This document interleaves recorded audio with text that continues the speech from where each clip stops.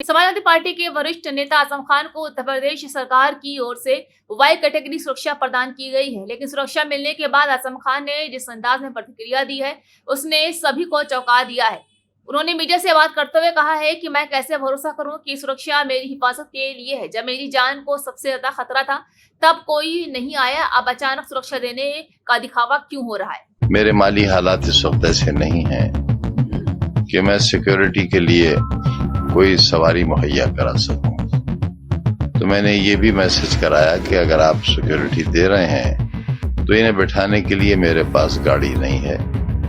जिन्होंने शहर लूट लिया, आबरू लूट ली, जिन्होंने लोकतंत्र लूट लिया, सारी व्यवस्था लूट ली, उनके पास सेंट्रल गवर्नमेंट के कमांडोज हैं इस मुर्गी चोर के लिए।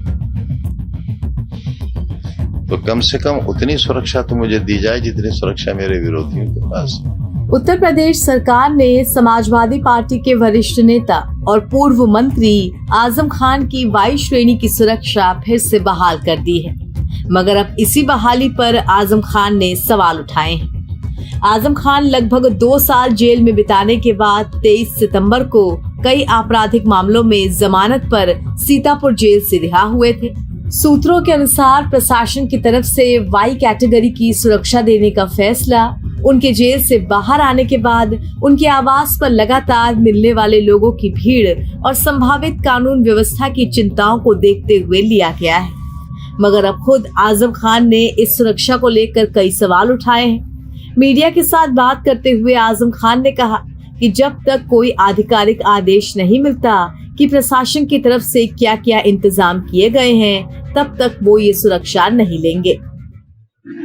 पहली बात तो मुझे उसकी कोई इत्तला नहीं है, और मैंने आज उन कांस्टेबल से भी कहा कि जब तक मेरे पास कोई तहरीरी सबूत नहीं आता कि मुझे सुरक्षा मिली हुई है, उस हद तक मैं इसको लेने के लिए तैयार नहीं हूं।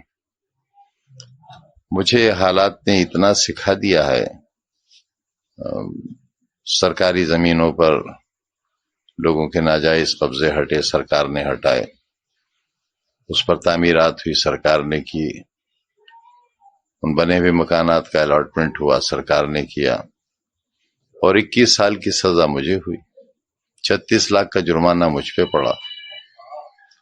मैं कैसे ले लूं सुरक्षा जब तक मेरे पास कोई तहरीर ना हो कि किसने दी है ये सुरक्षा। मैं कैसे भरोसा करूं कि ये खाकी वर्दी पहने और हथियार लिए हुए लोग उत्तर प्रदेश सरकार के लोग हैं। एक बात।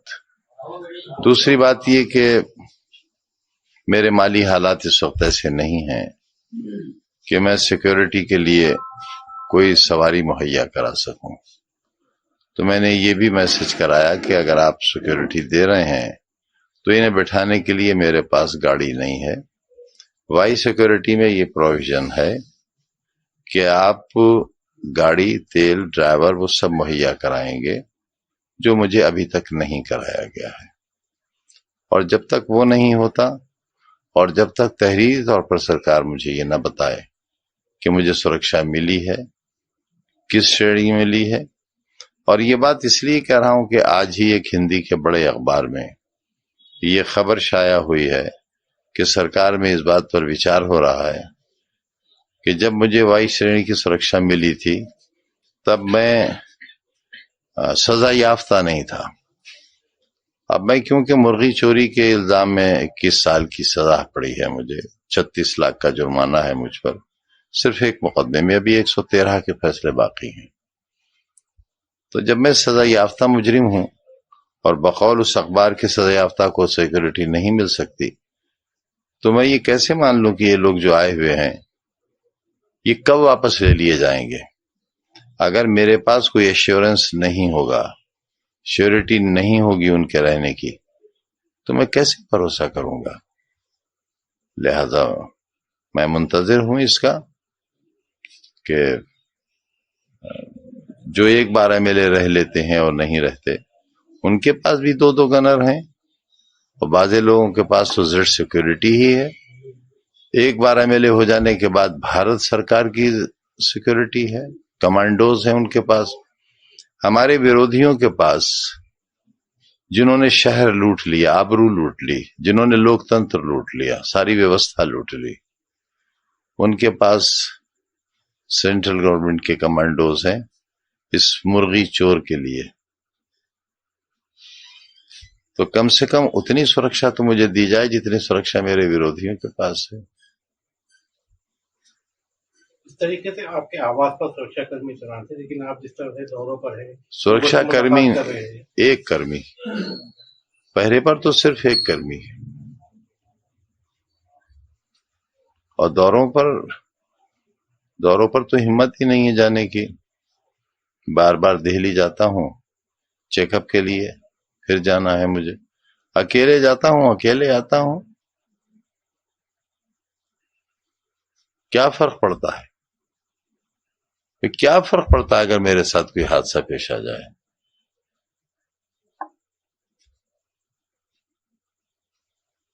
विधानसभा में कंडोलेंस हो जाएगी, एक पार्लियामेंट में हो जाएगी, कह दिया जाएगा मरहूम बहुत अच्छे आदमी थे। ये नहीं बताया जाएगा उस वक्त के चोर भी थे, वो मुर्गी चोर थे, बकरी चोर थे, भैंस चोर थे, फर्नीचर चोर थे, किताब चोर थे। उन्होंने और उनकी प्रोफेसर बीवी ने शराब की दुकान लूटी थी, 16,900 रुपया गले से चोरी किया था, ये नहीं बताया जाएगा उसे। इसको लेकर क्या कहना चाहेंगे, जिस तरीके से खबरें चली है वाई श्रेणी के खिलाफ? मैं क्या कह सकता हूं और क्या कर सकता हूं? क्या कर सकता हूं? क्या कर लूंगा मैं कहकर भी? अपनी टांगे बचाए फिर रहा हूं।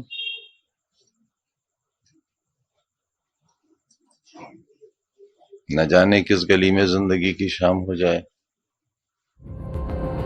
इससे पहले अदालत द्वारा दोषी ठहराए जाने और राज्य विधानसभा से अयोग्य घोषित होने के बाद आजम खान की वाई श्रेणी की सुरक्षा वापस ले ली गई थी, लेकिन उनके जमानत पर रिहा होने के बाद इसे फिर से बहाल कर दिया गया।